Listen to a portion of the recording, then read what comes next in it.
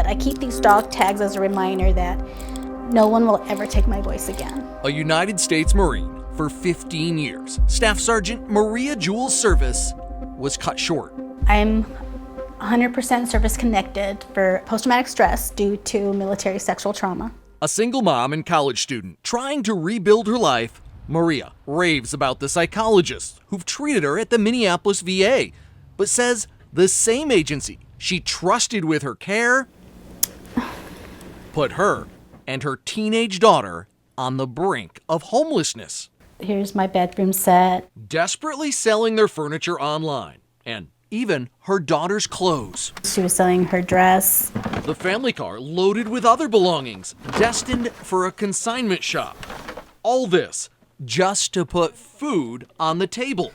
Why? Because in November, Maria says, with no warning, VA slashed her benefits.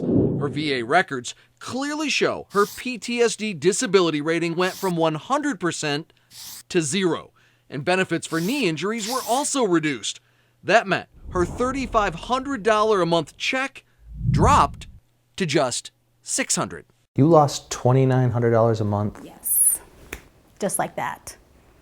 And here I sit, can't pay my rent, facing eviction. The VA told her it was her own fault, claiming she'd failed to show up for a mandatory reevaluation exam she'd been repeatedly notified about by mail.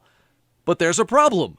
The VA sent her mail to the wrong address. And I never received mail, so how can I respond to mailing that I never received? Veterans' rights attorney Brian Lewis took Maria's case pro bono, calling the whole situation outrageous. How I would really describe it, I can't say on TV. Just what happened is buried in Maria's VA file, which she has since gotten her hands on.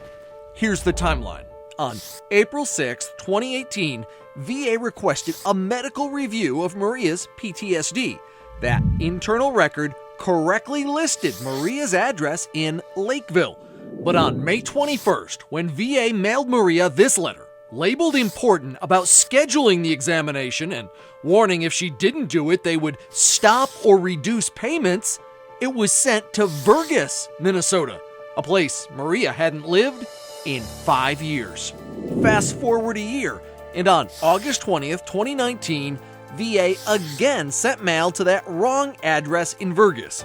It states, "We made a decision on your VA benefits," and her post-traumatic stress disorder, currently evaluated as 100% disabling, was being reduced to 0% effective November 1st.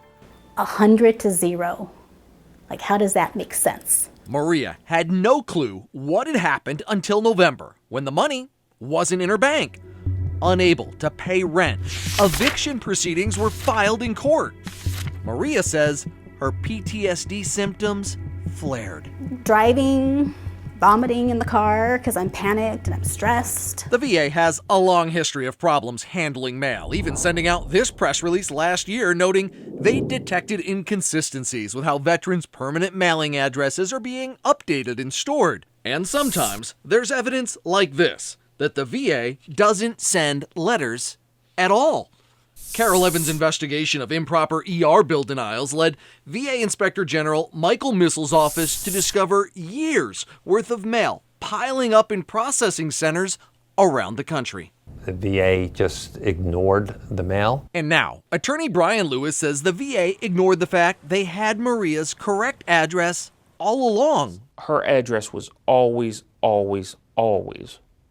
correct. Maria's Minneapolis VA doctors backed that up, writing this letter stating her contact information have been consistently up to date. The VA backed down and reinstated Maria's benefits, but not until after her lawyer got involved. And days away from being forced out of her home, her landlord agreed to stop the eviction process. But Maria is left with a burning question. How many other people and veterans is this happening to?